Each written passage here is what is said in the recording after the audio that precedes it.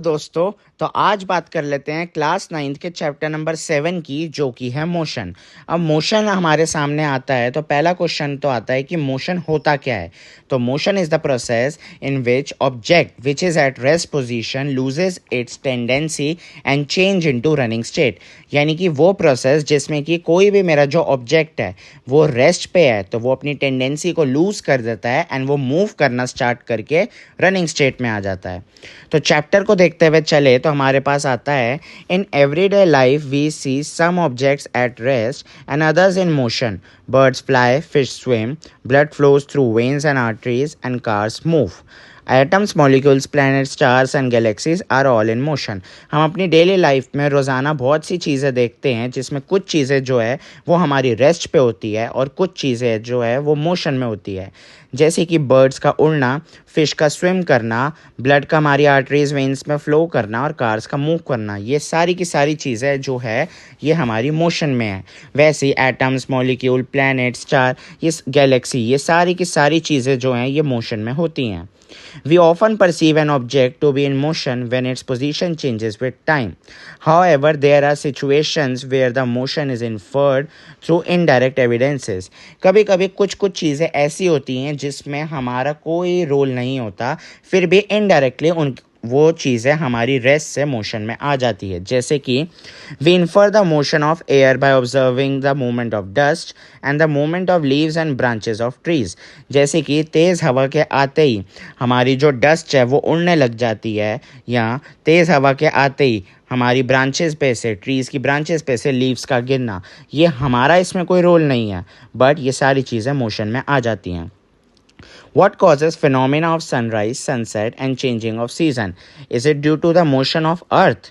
If it is true, why don't we directly perceive the motion of earth? तो ये कह रहे हैं यहाँ पे कि जो सनराइज सनसेट हमारा होता है या सीजन्स का चेंज होना, ये सारी चीज़ें क्या मोशन की वजह से है? तो क्या ये जो चीज़ है, ये जो अर्थ की मूवमेंट है उसकी वजह से है? अगर ऐसा है तो हमें अर्थ की जो मूवमेंट है, जो मोशन उसका हो रहा है, जो अर्थ रोटेट हो रही है, वो हमें फील क्यों नहीं हो रही? एक्चुअल में रीज़न तो ये एकदम करेक्ट है, बट हमें अर्थ की मूवमेंट इसलिए फील नहीं होती क्योंकि अर्थ जो है वो रिवॉल्व होती है अपने एक्सेस पे बहुत ही कम स्पीड में, जिस वजह से वो हमें बिल्कुल फील नहीं होता है। An object may appear to be moving for one person and stationary for some other. For the passengers in a moving bus, the roadside trees appear to be moving backwards. हम यहाँ पे ये कह रहे हैं ये लोग कि एक ऑब्जेक्ट अगर किसी के लिए मूविंग है तो दूसरे के लिए वो स्टेशनरी है। कैसे? जैसे कि पैसेंजर्स हम मूविंग बस में देखते हैं जो होते हैं, तो आप जैसे बस में ट्रैवल करते हुए जाते हो तो आप बाहर चीज़ें देखते हो, अलग अलग चीज़ें, जैसे कि पेड़ हमारे सामने आते हैं, तो जैसे जैसे हम आगे बढ़ते रहते हैं वो पीछे जाते जाते हैं। क्यों? क्या पेड़ अपने आप पीछे जाते रहते हैं? नहीं। तो पेड़ों की कोई मूवमेंट शो नहीं होती, बट वो हमारी मूवमेंट है जो हम चल रहे हैं उस टाइम पे हम मोशन में हैं, वो रेस्ट पोजीशन पे हैं। A person standing on roadside perceives the bus along with its passengers as moving. However, passenger inside the bus seeing the fellow passengers at rest. What do these observation indicate? यानी कि यहाँ पे ये कह रहे हैं एक जो पर्सन है वो रोड के साइड में खड़ा हुआ है, तो वो क्या परसीव करता है कि जो बस उसके साइड से जा रही है उसके अंदर उसको लगता है कि पैसेंजर्स मूव कर रहे हैं, क्योंकि उस टाइम पे वो बाहर रेस्ट पे खड़ा है, बट सामने से बस जा रही है, तो बस मोशन में है बट उसके अंदर के बैठे हुए पैसेंजर्स रेस्ट पे है। ये सारी चीज़ें हमें क्या शो करती है कि बहुत से मोशन हमारे ये जितने भी हैं, सारे के सारे नहीं बट मोस्ट जो हैं वो कॉम्प्लेक्स होते हैं। सम ऑब्जेक्ट्स में मूव इन स्ट्रेट लाइन, बहुत से ऑब्जेक्ट्स हैं जो हमारे स्ट्रेट लाइन में चलते हैं और बहुत है जो सर्कुलर पाथ में होते हैं। कुछ जो हैं वो रोटेट करते हैं हमारे और कुछ वाइब्रेट करते हैं। There may be situation involving a combination of these, कभी कभी इन दोनों का कॉम्बिनेशन भी देखने को मिलता है। इस चैप्टर में हम इन सारी चीज़ों के बारे में डिटेल में समझेंगे।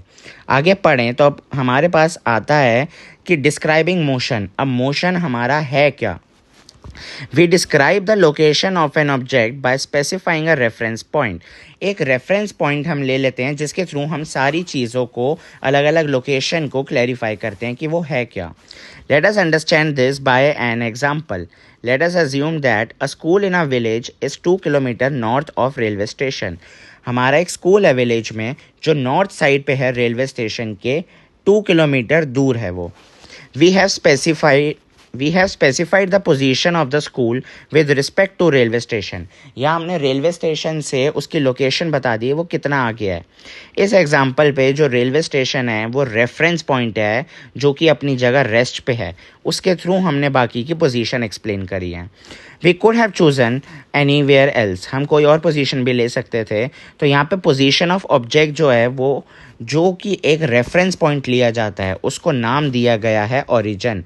यानी कि वो चीज़ हमारी जो एक रेफरेंस पॉइंट है जिसके थ्रू बाकी पोजीशंस को एक्सप्लेन किया जाता है वो कहलाता है हमारा origin.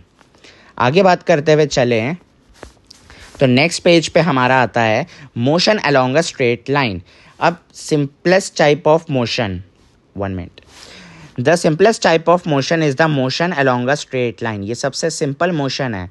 We shall first learn to describe by an example. इसको एक एग्जाम्पल से देखते हैं। अब यहाँ पे ये कह रहे हैं motion of an object moving along a straight path, जो एक स्ट्रेट पाथ को कवर कर रहा है। तो object starts its journey from O which is treated as a reference point. अब यहाँ पे ये जो ऑब्जेक्ट है वो अपनी पोजीशन स्टार्ट कर रहा है ओ पॉइंट से, यानी कि यहाँ से ओ पॉइंट से शुरू कर रहा है which is treated as a reference point. तो ये उसका ओरिजिन यानी रेफरेंस पॉइंट हो गया।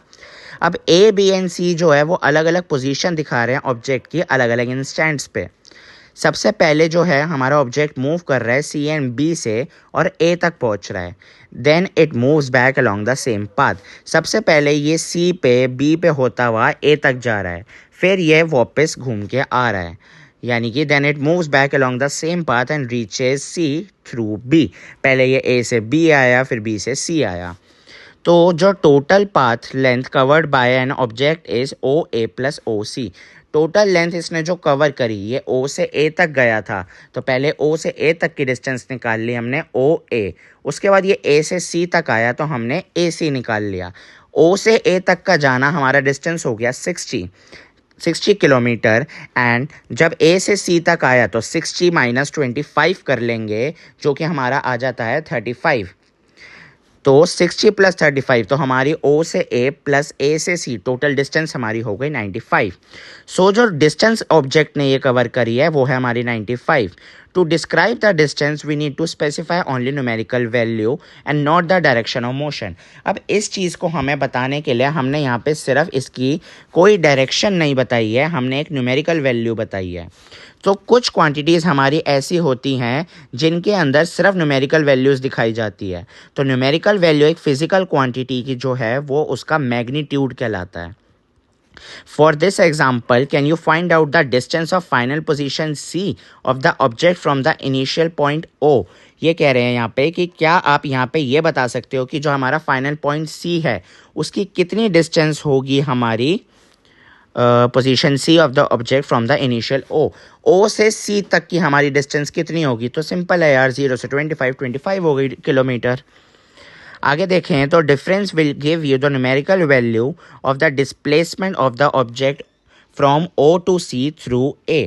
यानी कि हमारा ये जो टोटल पॉइंट था O से A तक जाना देन A से C तक आना, ये था हमारा डिस्टेंस जो कि है एक्चुअल पाथ उसने कितना कवर करा। अब आए तो हम C पे, मैं O से डायरेक्ट C तक की डिस्टेंस बता दूं जो कि है मेरा शॉर्टकट मेथड। तो ये शॉर्टकट मेथड मेरा कहलाता है यहाँ पे डिस्प्लेसमेंट ये वाला वर्ड। सो जो डिस्प्लेसमेंट है, displacement is the shortest distance. हमारा जो एक्चुअल पाथ होता है, जैसे मैं यहाँ से यहाँ तक गया फिर यहाँ आया, ये थी मेरी डिस्टेंस। बट अगर मैं यहाँ से यहाँ डायरेक्ट शॉर्टकट मेथड अपनाऊं तो ये शॉर्टकट मेथड मेरा कहलाता है यहाँ पे डिस्प्लेसमेंट। आगे देखें तो shortest distance from initial to final point is called displacement. यही हमने जो अभी बात करी इसको मार्क कर लेते हैं एज इम्पोर्टेंट। आगे देखते हुए चलें, can the magnitude of displacement equal to the distance travelled by an object? क्या जो मैग्नीट्यूड है डिस्प्लेसमेंट का वो डिस्टेंस के इक्वल हो सकता है? जी नहीं। जो हमारा डिस्टेंस है वो हमारी होती है एक्चुअल पाथ, यानी कि लॉन्गेस्ट डिस्टेंस जो हमने पूरी ट्रेवल करी है, एंड डिस्प्लेसमेंट होता है शॉर्टकट। तो यहाँ पे डिस्प्लेसमेंट जो है वो तो 25 है बट डिस्टेंस हमारी 95 है। सो डिस्टेंस यहाँ पे यही इन्होंने बता रखा है कि हमारी जो डिस्टेंस है ओ से ए तक वो थी 60 किलोमीटर, और जो मैग्नीट्यूड है यहाँ पे तो वो भी 60 किलोमीटर है। During its motion from O to A and back to B the distance covered is 85। जब वो यहाँ से 60 तक गया देन वो 25 किलोमीटर और जो चला, यानी कि अगर वो बी तक का बताए सिर्फ, पहले वो यहाँ से 60 तक गया देन 60 टू 35, जब वो ए से बी पोजीशन तक गया तो ये डिस्टेंस तो हमारी हो गई 85 किलोमीटर। बट यहाँ पे जो हमारा डिस्प्लेसमेंट था वो है 35 किलोमीटर, जो कि ओ से डायरेक्ट सिर्फ बी तक का बताया गया है। So the magnitude of displacement 35 kilometer is not equal to the length 85 kilometer. Okay, so ये था हमारा कि डिस्टेंस एंड डिस्प्लेसमेंट हमारे इक्वल नहीं होते। Further will notice that magnitude of displacement of course of motion may be zero but the corresponding distance covered is not zero. So यहाँ पे हमारे को एक इंपॉर्टेंट पॉइंट देखने को मिलता है जिसको मार्क कर लेते हैं कि हमारा जो डिस्टेंस है वो कभी भी ज़ीरो नहीं हो सकता, बट हमारा जो डिस्प्लेसमेंट है वो ऑफ कोर्स ज़ीरो हो सकता है क्योंकि डिस्प्लेसमेंट हमारा शॉर्टेस्ट डिस्टेंस है। If we consider the if we consider the object to travel back to O, the final position coincides with initial position and therefore displacement is zero. अगर हम यहाँ पे देखें तो हमारी ऑब्जेक्ट जो ट्रैवल बैक कर रही है O पोजीशन तक, अगर मैं बोलूँ कि यहाँ से मेरी पहले A तक गए, फिर B, फिर C, फिर यहाँ तक आए, तो हम 0 से A तक पहले 60, देन 35, देन 25, यानी कि पहले 0 से 60 तक गए, फिर 60 से 35 तक की जो डिस्टेंस है, देन सी पॉइंट तक जो डिस्टेंस है, देन ओ तक, ये हमारा एक्चुअल ओवरऑल डिस्टेंस होगा। बट डिस्प्लेसमेंट हमारी होगी जो हम बैक ओ से निकल के ओ पे ही वापस आ रहे हैं, so here displacement is zero. तो two different physical quantities, distance and displacement, are used to describe the overall motion. Distance and displacement जो है वो हमारा पूरा overall motion describe कर रहा है यहाँ पे, उसकी final position, उसका reference point with initial position at a given time. आगे बात करते हुए चले इस चैप्टर की, हमारे पास आगे आता है uniform motion and non uniform motion क्या है। So consider an object moving along a straight line. Let it travel 5 kilometre in the first 5 second.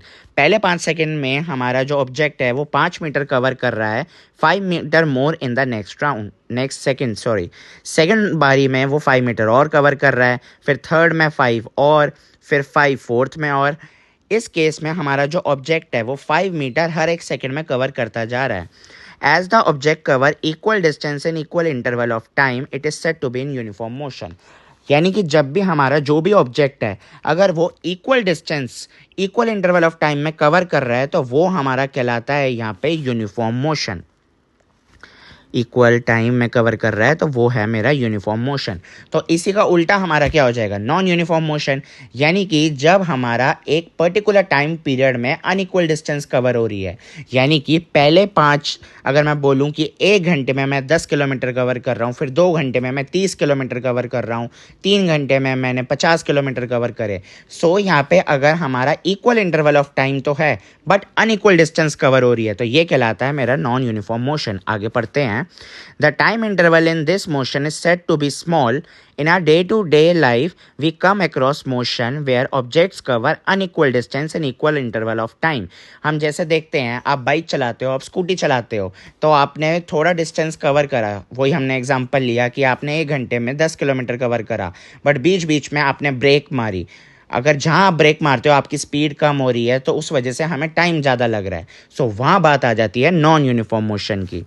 सो ये जो इंस्टेंसेस है हमारे, ये कहलाते हैं जब unequal distance equal interval of time में कवर हो रही है, वो कहलाता है नॉन यूनिफॉर्म मोशन। आगे अगर बात करते हुए चले अब, तो आगे टॉपिक आता है measuring the rate of motion. Look at the situation given in figure. तो इसके लिए हम पहले एक एक्टिविटी देख लेते हैं कि यहाँ पे हमारा जो एक्टिविटी है ये कह रहे हैं द डाटा ये एक्टिविटी एक minute the data regarding the motion of 2 different objects A and be in table 7.1। यहाँ पे हमें देखने को मिल रहा है कि जो हमारे 2 ऑब्जेक्ट हैं ए एंड बी, अब 9:30 बजे ए ऑब्जेक्ट ने मेरा कवर करा है 10 metre, travel by an object in metre. And so इसने 10 मीटर कवर करा है 9:30 बजे, एंड इसने 12 मीटर कवर करा है। 9:45 तक इसने 20 कवर करा है, इसने 19। फिर 10 बजे तक इसने 30 मीटर कवर करा है, एंड इसने 23। तो हम यहाँ देख सकते हैं कि हमारा ए ऑब्जेक्ट जो है वो हमारा इक्वल इंटरवल ऑफ टाइम में इक्वल डिस्टेंस कवर कर रहा है, but B object unequal distance cover कर रहा है हमारा। सो यहाँ पे जो ए ऑब्जेक्ट है वो हो गया हमारा यूनिफॉर्म। हम यहाँ पे इसको लिख लेते हैं, हमारा जो ए ऑब्जेक्ट है वो हो गया हमारा यूनिफॉर्म, एंड जो हमारा बी ऑब्जेक्ट है वो हो गया हमारा नॉन यूनिफॉर्म मोशन। अब आगे बात करते हुए चले, तो आगे हमारा क्या कह रहा था, look at the situation given in figure 7.2। If the bowling speed is 143 kilometre per hour, what does it mean, what do you understand from the sign board. ये जो फिगर यहाँ पे दे रखी है, आप इस साइन बोर्ड से क्या समझ रहे हो। यहाँ पे कार बनी हुई है जिसका आगे लिखा हुआ है 50 किलोमीटर पर आवर, एंड इसके आगे एक ट्रक बना हुआ है जिसमें लिखा हुआ है 40 किलोमीटर पर आवर। यानी इसका एक यही इंडिकेशन है, ये वही है जैसे आप रोड पे जाते हुए अपने रोड पे साइड में ये सिंबल देखते होगे, यानी कि यहाँ पे जो कार की स्पीड है वो 50 किलोमीटर पर आवर से एक्सीड नहीं होनी चाहिए, एंड ट्रक की 40 किलोमीटर पर आवर से एक्सीड नहीं होनी चाहिए। डिफरेंट ऑब्जेक्ट्स में take different amount of time to cover a given distance. अलग अलग ऑब्जेक्ट हमारे अलग अलग टाइम लेते हैं एक डिस्टेंस को कवर करने के लिए। उनमें से कुछ होते हैं जो तेज़ चलते हैं और कुछ होते हैं जो स्लो चलते हैं। सो वो रेट जिस पे मेरा ऑब्जेक्ट मूव कर रहा है, सेम रेट पे अलग अलग ऑब्जेक्ट्स हैं हमारे जो बहुत बार सेम रेट भी कवर करते हैं टाइम पे।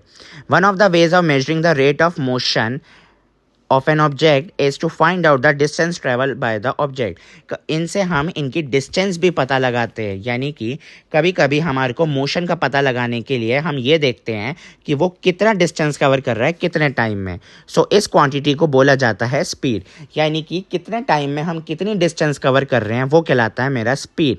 एंड स्पीड की हमारी जो एसआई यूनिट है वो होती है metre per second. So it is metre per second, इसको ऐसे लिखा जाता है हमारा। The other unit of speed include centimetre per second and kilometre per hour, ये भी होती हैं, बट मेन ऐसा यूनिट है metre per second. To specify the speed of object we require only its magnitude. इसके लिए हमें इसका एक मैग्नीट्यूड चाहिए होता है। The speed of an object need not to be constant. Speed ज़रूरी नहीं है कि कॉन्स्टेंट एक ही जैसी रहे, यानी आप बढ़ा भी सकते हो आप कम भी कर सकते हो। इन मोस्ट केसेस ऑब्जेक्ट जो है वो नॉन यूनिफॉर्म मोशन ही कवर करते हैं। सो Therefore, we describe the rate of motion of such object in terms of average speed. इसको average speed बोला जाता है, जो हमें average speed अगर निकालनी हो। So, the average speed of an object जो होती है वो होती है कि उसने कितना total distance cover करा है कितने total time में। So, यहीं से हमारे पास इसका formula निकल के आ जाता है, total distance travel upon total time taken is the average speed. इसके सिंबल हो जाते हैं हमारे लिखने वाले कि हम यहाँ पे स्पीड को v से रिप्रेजेंट करते हैं। v is equal to s upon t, यानी कि यहाँ पे s जो है वो डिस्टेंस होती है एंड t जो है वो टाइम होता है। सो ये हमारा सिंबल बन के आ जाते हैं इनके। Let us understand this by an example. इसको एक एग्जाम्पल से समझते हैं। एक कार है जो डिस्टेंस कवर कर रही है 100 किलोमीटर की 2 घंटे में, तो उसकी एवरेज स्पीड क्या हो गई 100 डिवाइडेड बाई 2 यानी कि 50 किलोमीटर पर आवर। तो कार जो है उसने might not have travel 50 kilometre per our all the time. Car की स्पीड ज़रूरी तो नहीं है कि हमेशा ही 50 की रही हो हमारी स्पीड, उसकी स्पीड या तो ज़्यादा भी हो सकती है कभी कभी कम भी हो सकती है। So average speed need not to be constant. आगे न्यूमेरिकल है, न्यूमेरिकल की मैं एक सेपरेट वीडियो बनाऊंगा जिसमें हम सारे न्यूमेरिकल्स कवर करते हुए चलेंगे। आगे नेक्स्ट टॉपिक जो आता है स्पीड विद डायरेक्शन, इसको हम आगे नेक्स्ट पार्ट में देखते हैं। नेक्स्ट पार्ट को देखने और समझने के लिए हमारे साथ जुड़े रहें, और वीडियो अगर पसंद आई है तो लाइक सब्सक्राइब करना तो बिल्कुल मत भूलना, और अपने उन दोस्तों के साथ भी शेयर कर देना जिनको इन चैप्टर में दिक्कत हो रही थी। तो tata bye bye, see you.